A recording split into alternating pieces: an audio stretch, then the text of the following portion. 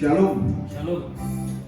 Bapak, Ibu, dan Saudara yang dikasih Tuhan, hari ini tanggal 28 Juni tahun 2020, Gereja From the Heart Church Ministry of Indonesia, Gereja Ketulusan Hati Indonesia, Jemaat Filipi Medan, kita beribadah online dengan live streaming. Bapak, Ibu, dan Saudara yang dikasih Tuhan, kiranya Tuhan memberkati saudara dan menolong saudara selama pandemi COVID-19 ini. Kita tetap sehat, kuat, diberkati, dijaga, dilindungi oleh Tuhan yang sempurna. Kita akan mendengarkan kebenaran firman Tuhan yang diambil dari kitab Daniel, Daniel pasal 6 ayat 1 sampai 29. Kitab Daniel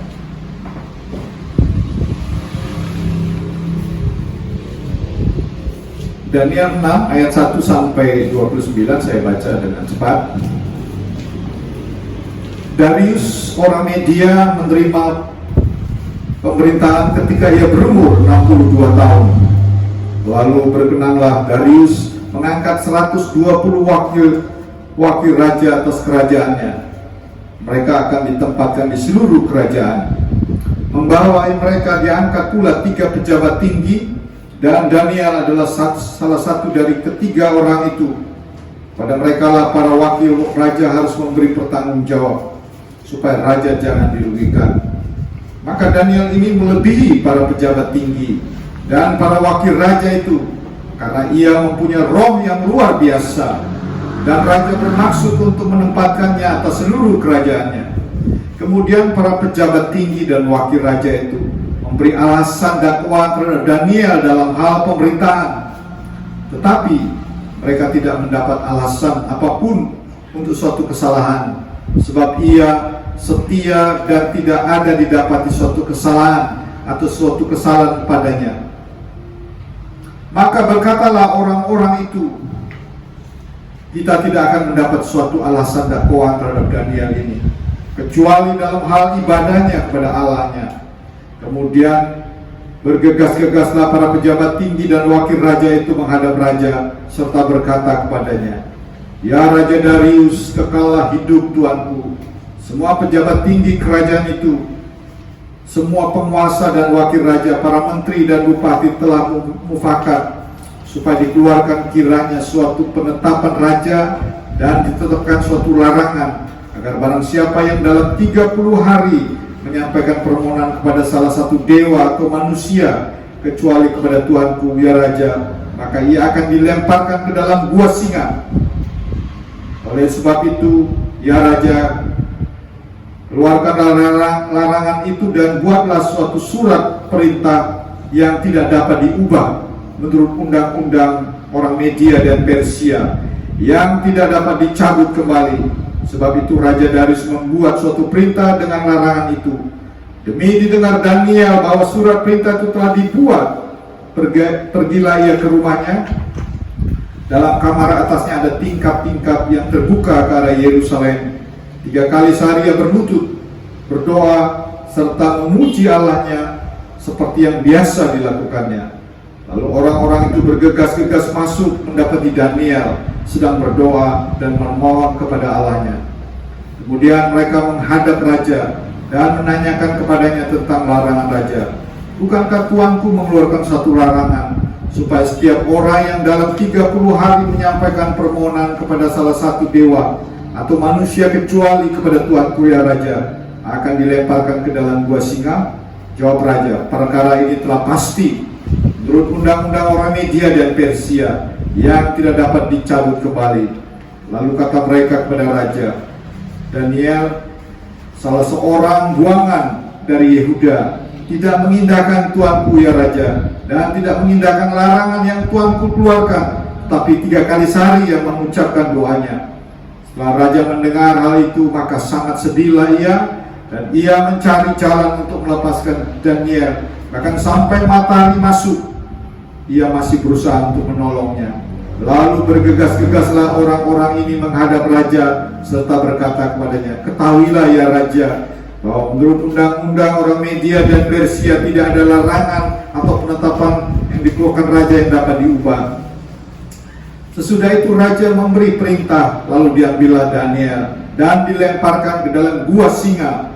Berbicara raja kepada Daniel, Allahmu yang kau sembah dengan tekun, dialah kiranya yang akan melepaskan engkau.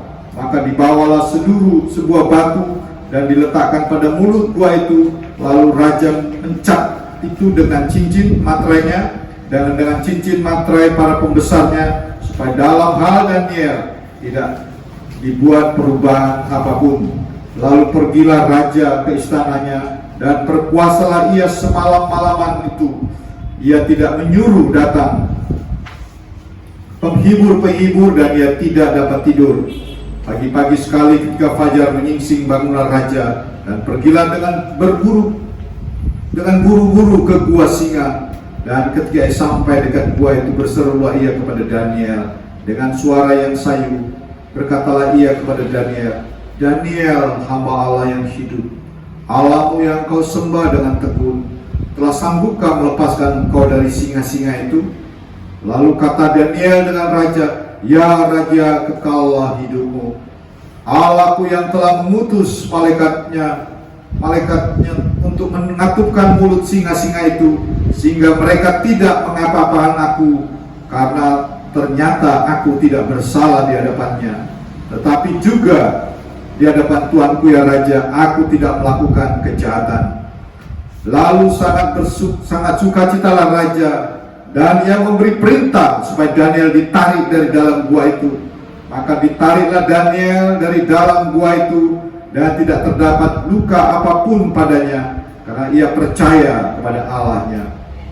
Raja memberi perintah, lalu diamlah orang-orang yang telah menuduh Daniel, dan mereka dilemparkan ke dalam gua singa, baik mereka maupun anak-anak dan istri-istri mereka. Belum lagi mereka sampai ke dasar gua itu, singa-singa itu telah menerkam mereka, bahkan meremukkan tulang-tulang mereka.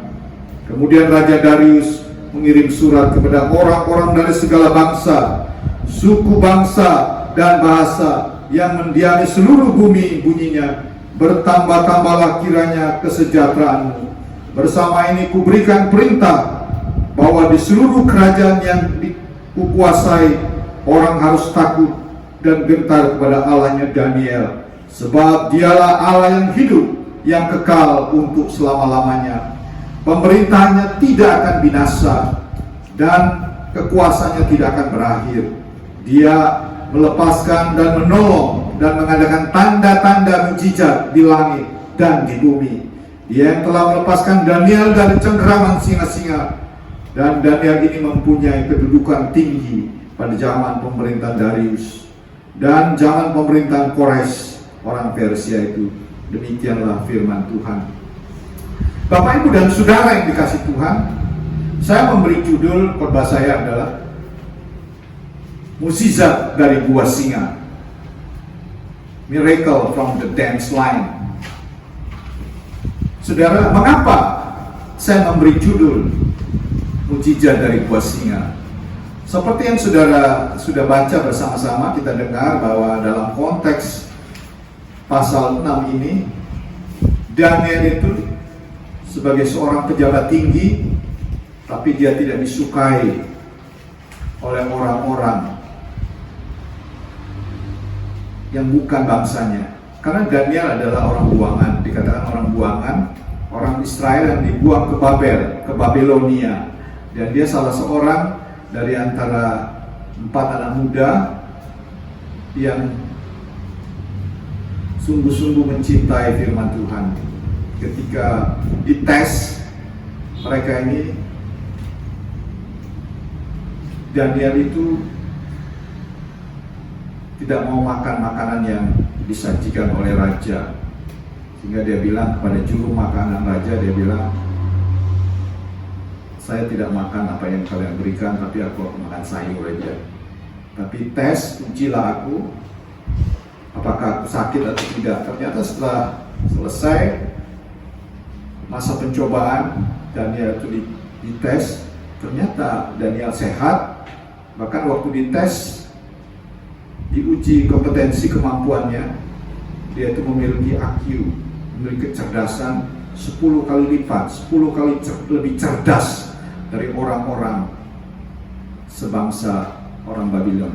Bapak Ibu dan Saudara, kemudian dia diangkat tinggi. Kita lihat di dalam ayat 2, lalu berkenanlah Darius mengangkat 120 wakil raja atas kerajaannya. Mereka akan ditempatkan di seluruh kerajaan, membawa mereka diangkat 3 pejabat tinggi, dan Daniel adalah salah satu dari ketiga orang itu. Kepada mereka lah para wakil-wakil raja harus memberi tanggung jawab supaya raja jangan dirugikan. Jadi dia membawahi ada 120 wakil raja. Kalau zaman Soeharto, Bapak Soeharto ada namanya menteri. Di atas menteri itu ada Menko, menteri koordinator. Jadi satu Menko itu membawahi beberapa menteri-menteri ya, maksudnya berkoordinasi. Jadi Daniel ini dia salah seorang Menko juga. Jadi dia membawahi ada 120 sama dengan yang lain. Tetapi pejabat tinggi yang lain itu cemburu. Sehingga dikatakan ayat 5, kemudian para pejabat tinggi dan wakil raja itu, ayat 5, mencari alasan dakwaan terhadap Daniel dalam hal pemerintahan. Tapi mereka tidak mendapat alasan apapun sesuai dengan suatu kesalahan, sebab ia setia dan tidak ada dapati suatu kelalaian atau suatu kesalahan apapun, kecuali dalam hal ibadah kepada Allahnya. Bapak Ibu dan Saudara, Daniel dicari kesalahan gak ada, tetapi dituduh dan dibuat peraturan. Ternyata para pejabat yang lain ini membuat undang-undang, peraturan, dan undang-undang diusulkan pada raja dan raja setuju. Kemudian dibuat peraturan, siapa yang tidak berseru menyembah kepada Allah, yaitu raja sendiri, maka orang itu harus dimasukkan ke gua singa. Tanda tangani, tuanku raja. Setuju? Setuju. Oke. Dan kalau sudah terjadi hukuman ini, tidak ada satupun yang bisa membatalkan, tidak bisa diamandemen, tidak bisa diubah. Oke, kata raja. Saudara, kemudian dibuat peraturan. Ternyata mereka itu melaporkan Daniel, dan Daniel didapati ternyata dia selalu berdoa kepada Allahnya, tidak berseru kepada raja, sehingga dialah salah seorang yang dimasukkan ke dalam gua singa. Saudara, singanya itu singa yang ganas, dipelihara, jangan kasih makan, sehingga mau Daniel dimasukkan ke dalam gua singa itu. Tetapi singanya diam aja waktu Daniel ada di dalam gua itu. Daniel tidak diapa-apakan. Tetapi kemudian raja itu sangat sayang kepada Daniel, karena Daniel itu punya pribadian yang luar biasa, kerjanya bagus, cekatan, mungkin excellent dalam pekerjaannya, sehingga Daniel disayang oleh raja. Sehingga raja itu sudah, aduh kok Daniel yang kena, aduh gimana, diusahakan dia mau menolong, sampai satu hari yang dia berpikir terus peras putar otak rajanya, tapi Daniel nggak bisa ditolong karena memang sesuai dengan undang-undang yang mereka sepakati, sehingga Daniel harus dimasukkan. Tetapi raja itu sendiri berpuasa untuk Daniel, dia nggak mau. Pagi-pagi dia nggak bisa tidur, malamnya dia tanya, Daniel, gimana keadaanmu? Ya tuanku raja, kekalah hidupmu, aku sehat-sehat saja. Covid pun nggak ada di sini, ya. Covid pun nggak ada di gua singa ini, aku aman-aman saja. Saudara, kenapa? Singanya rupanya ompong semua kepadaku. Malaikatnya, malaikat Allah yang kusembah, menutup mulutnya. Jadi kalau aku pegang kepalanya, singanya manggut-manggut saja. Bapak Ibu dan Saudara, ayah raja bilang, rapat, panggil semua pejabat tinggi, Daniel harus dikeluarkan. Karena dia ternyata tidak bersalah, tidak ada satu kesalahan pun. Tapi kalian ini semuanya masuk Saudara, apa yang terjadi? Mari kita perhatikan di sini. Ayat 25. Raja memberi perintah itu, lalu diambillah orang-orang yang telah menuduh Daniel, dan mereka dilemparkan ke dalam gua singa itu, baik mereka maupun anak-anak dan istri-istri mereka. Belum lagi mereka sampai ke dasar gua itu, singa-singa itu telah menerkam mereka, bahkan meremukkan tulang-tulang mereka. Bayangkan, saudara, singa itu langsung menerkam. Belum masuk, udah langsung diterkam. Mungkin kakinya dua masukkan, langsung diterkam kakinya.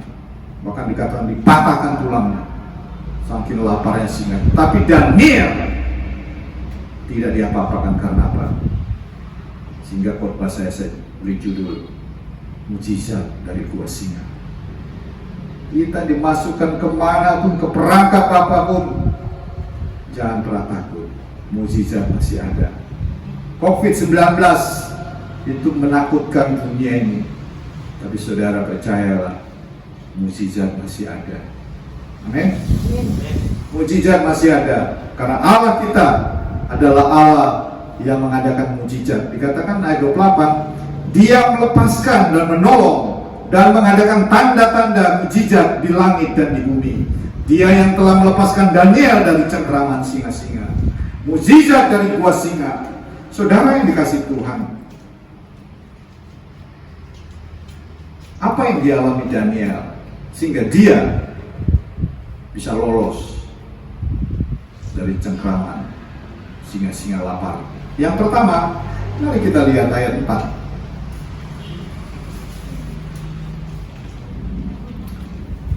Daniel pasal 6 ayat 4. Maka Daniel ini melebihi para pejabat tinggi dan para wakil raja, karena ia mempunyai roh yang luar biasa, dan raja bermaksud untuk menempatkannya atas seluruh kerajaannya. Jadi Daniel ini dikatakan mempunyai roh yang luar biasa. Saya beri judulnya mujizat dari gua singa. Yang pertama, pendiaman roh. Ada roh yang berdiam di dalam Daniel. Roh itu adalah roh yang luar biasa. Karena Daniel mempunyai roh yang luar biasa. Kalau kita perhatikan ayat 5 juga, pasal 5 ayat 12. Saya baca Daniel pasal 5 ayat 12.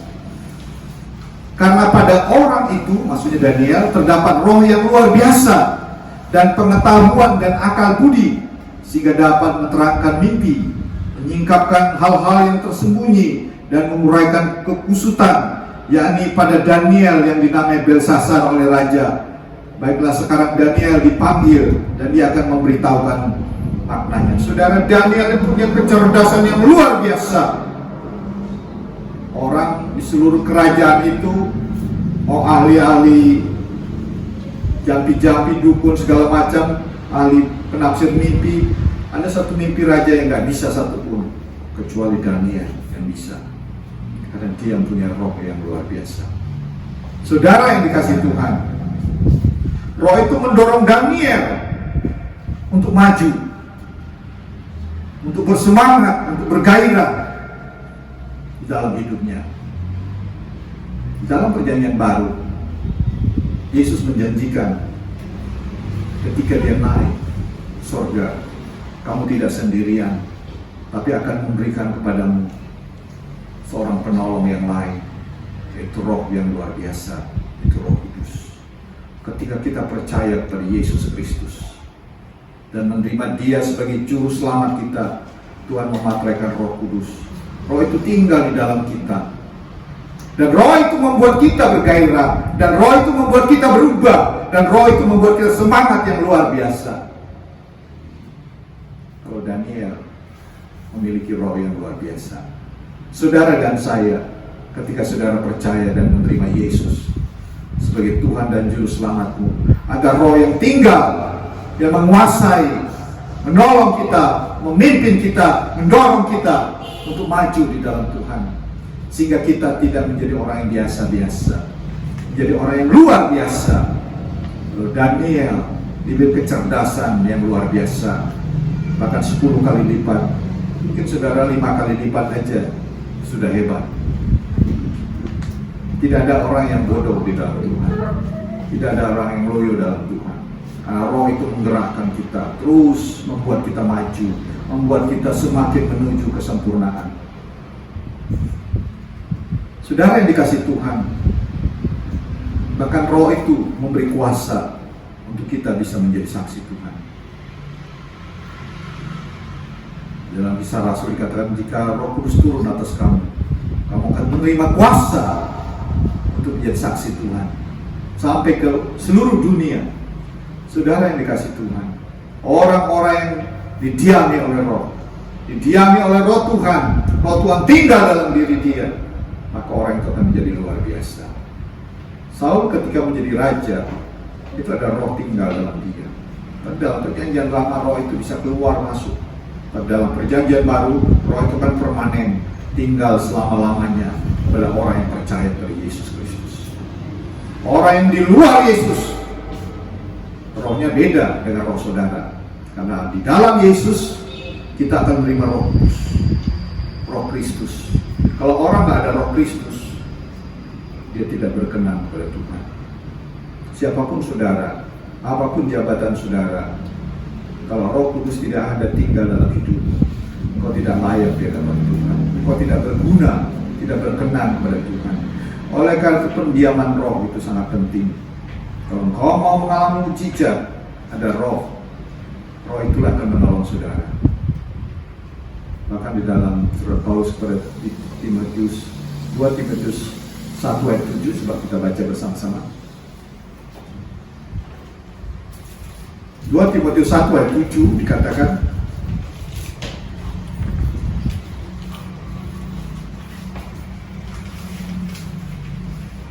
sebab Allah memberi kepada kita bukan roh ketakutan, melainkan roh yang membangkitkan kekuatan, kasih dan ketertiban.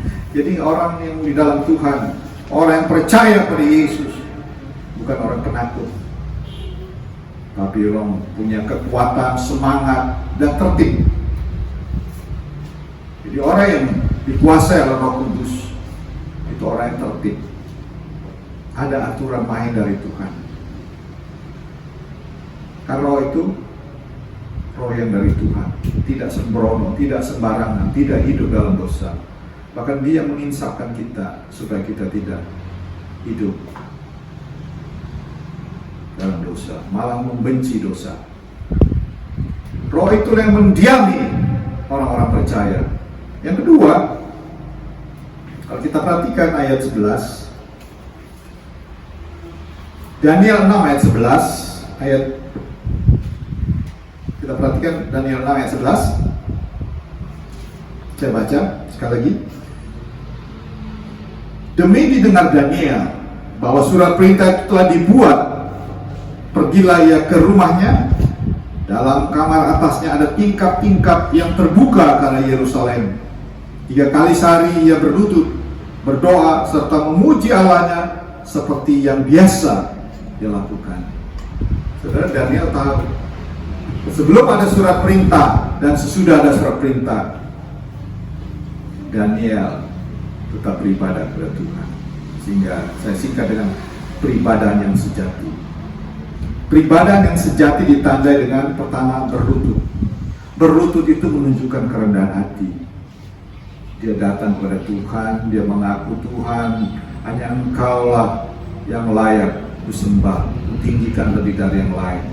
Aku gak ada apa-apa. Sekalipun dia pejabat tinggi, dia datang berlutut. Itu menunjukkan bahwa dia merendahkan diri kepada Tuhan. Kita tahu bahwa kita gak ada apa-apanya dibandingkan Tuhan. Ada orang merasa hebat karena usahanya maju, karena kekayaannya, karena jabatannya. Tapi ketika COVID-19, usahanya semua bangkrut, tutup. Dan dia gak bisa berani kemana-mana. Dia di rumah saja. Sekalipun dia punya mall, punya hotel, hotelnya tutup. Padahal baru segelintir virus yang tidak terlihat oleh mata biasa. Oleh karena itu tidak ada jalan lain kecuali kita datang merendahkan diri di hadapan Tuhan. Kita mengaku hanya Tuhan, Engkau hebat, Engkau luar biasa. Ada orang merasa selama ini dia hebat, dia luar biasa, apa saja bisa dia lakukan. Dia punya uang, dia bisa belanja ke Singapura, dia belanja ke Bangkok dan lain sebagainya. Tapi sekarang punya uang pun, saudara nggak akan bisa masuk ke Singapura. Saudara belanja apapun nggak ada artinya. Saudara mau pakai tas bermerek mau kemana, orang nggak ada lihat lagi. Saudara yang dikasih Tuhan, bahkan mobil-mobil mewah harus mendekam di rumah. Ketika orang mengandalkan kekuatan kuasanya, semua itu tidak ada artinya apa-apa. Sehingga Yesus berkata kepada orang kaya yang bodoh, "Hai orang kaya yang bodoh, uangmu banyak berlumbung-lumbung. Malam hari ini, kalau jiwamu diambil, untuk siapa itu? Untuk siapa semua hartamu, depositomu, uangmu yang banyak itu? Untuk siapa? Kalau malam hari ini juga nyawamu kuambil." Bapak Ibu dan Saudara, kita harus merendahkan diri di hadapan Tuhan. Yang kedua dikatakan Daniel itu berdoa 3 kali sehari. 3 kali sehari. Mari kita lihat di dalam Mazmur 55.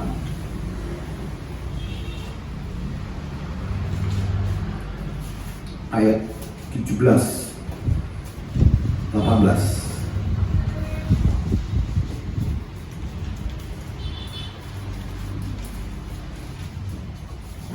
Tapi aku berseru kepada Allahku, dan Tuhan akan menyelamatkan aku.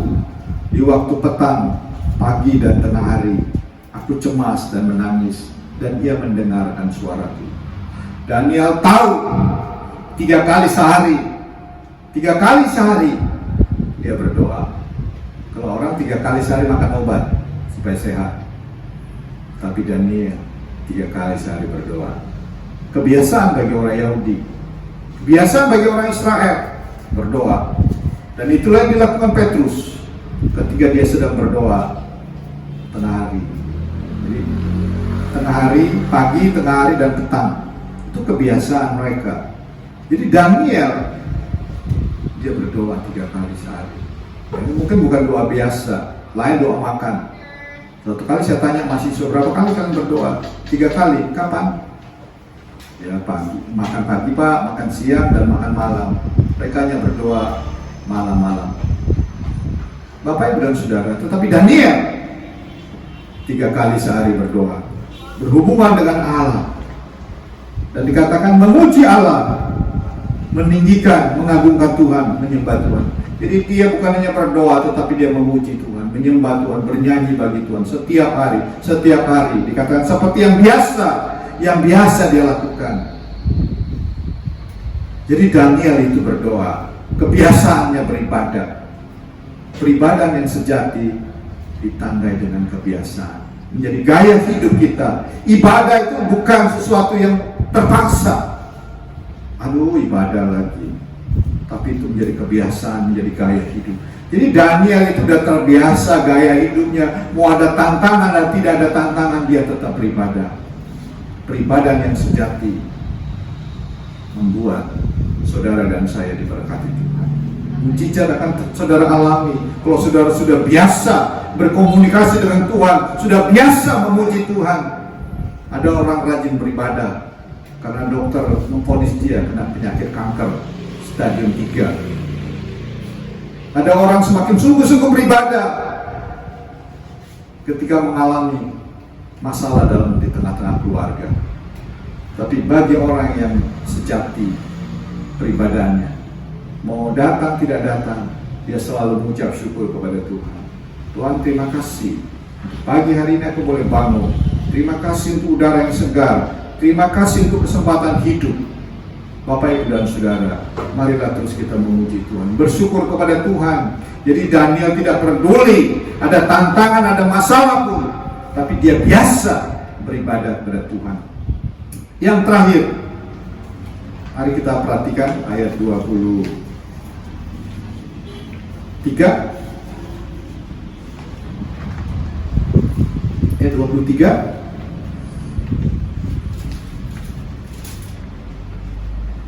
Allahku yang telah mengutus malaikatnya untuk mengatur mulutnya, singa-singa itu, sehingga mereka tidak mengapa-apakan aku, karena ternyata aku tak bersalah di hadapannya. Tapi juga terhadap Tuanku, ya Raja, aku tidak melakukan kejahatan. Saudara, yang ketiga, personality. Saya singkat P ya. P yang pertama, pendiaman roh. Yang kedua, peribadahan yang sejati. Yang ketiga, personality atau kepribadian yang mantap. Jadi Daniel ini punya kepribadian, dia nggak sembarangan. Dia adalah manusia yang punya integritas yang tinggi. Dalam pekerjaan tidak ada satu kesalahan pun didapati. Ya, kalau pegawai negeri zaman dulu ada namanya DP3.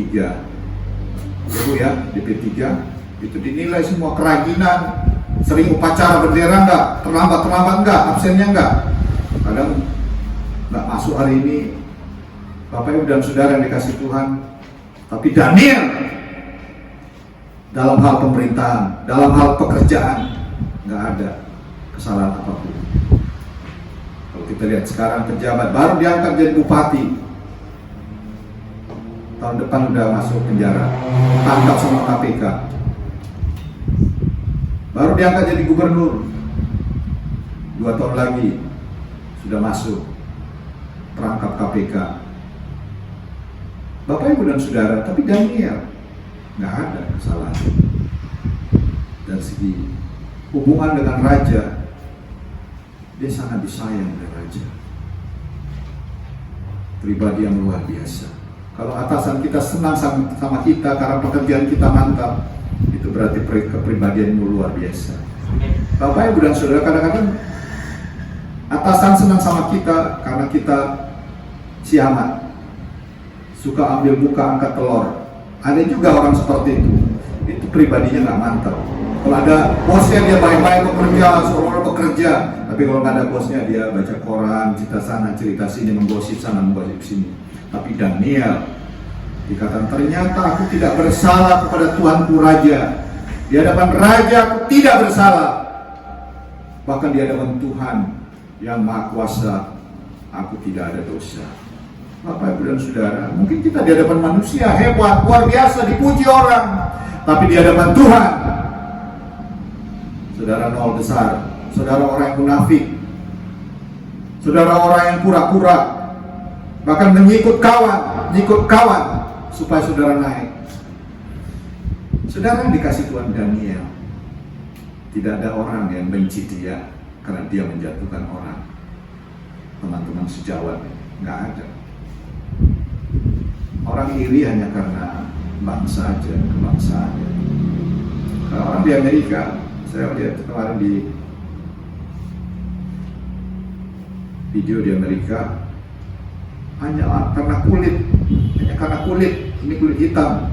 Oh, ini kulit hitam, ini mencuri. Di supermarket ditonton, ditengok terus sama security. Tapi yang kulit putih, padahal yang kulit hitam dan kulit putih ini saudara, satu keluarga, mamanya kulit putih. Tapi yang satu kulit hitam anaknya, akhirnya ditangkap anaknya ini, diperiksa, dibilang mencuri. Datang saudara sepupunya, nggak ada mencuri, kami sama tadi, nggak mungkin dia mencuri, ini saudaraku. Datang mama, hei, kenapa? Itu anakku, dua-dua, yang hitam dan putih anakku. Hanya karena perbedaan kulit hitam dicurigai. Saudara, terjadi rasis di dunia ini.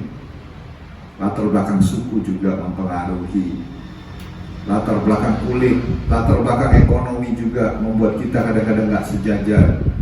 Bapak Ibu dan Saudara, tapi Daniel punya pribadi yang mantap. Di hadapan manusia dia tidak bersalah, di hadapan Tuhan juga tidak bersalah.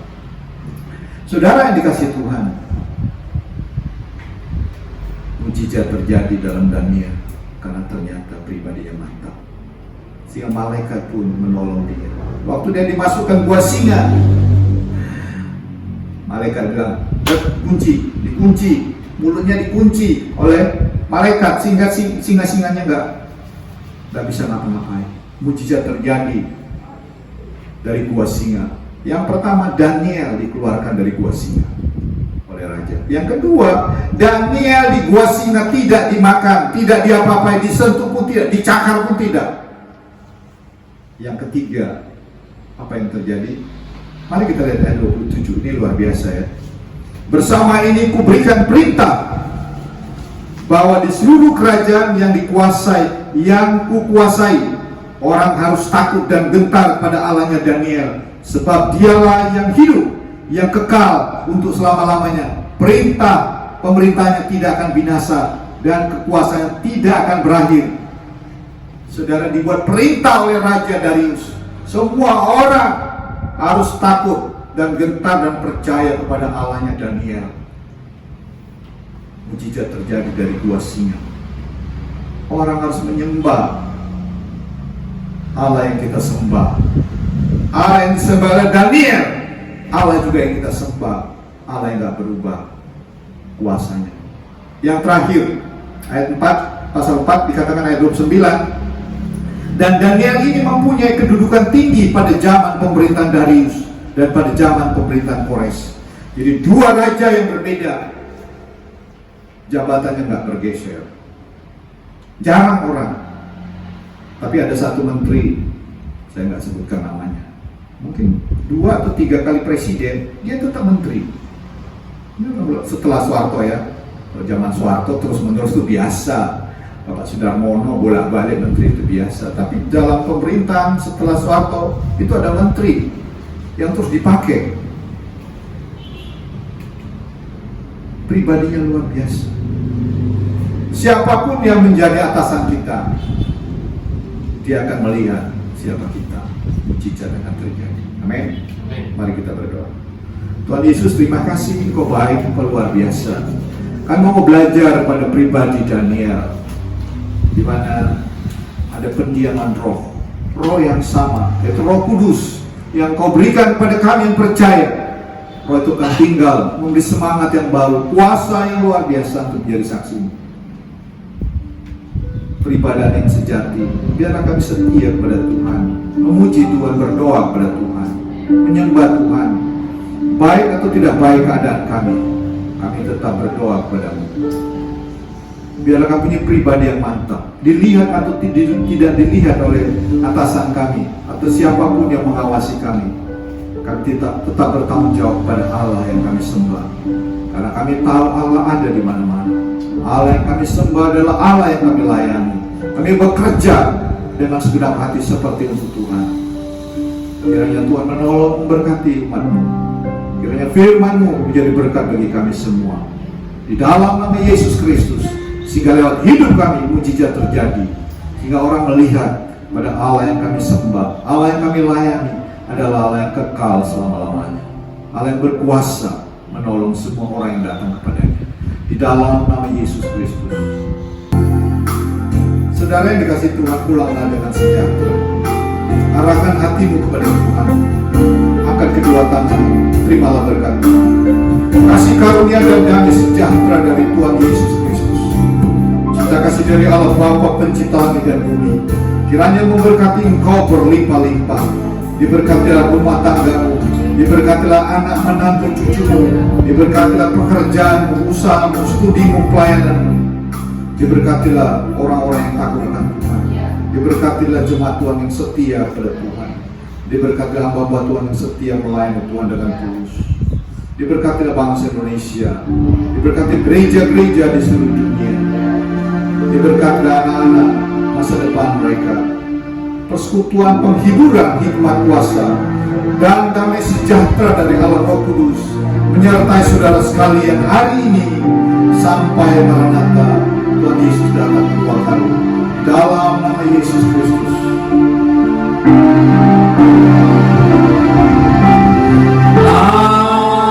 Amin. Amin.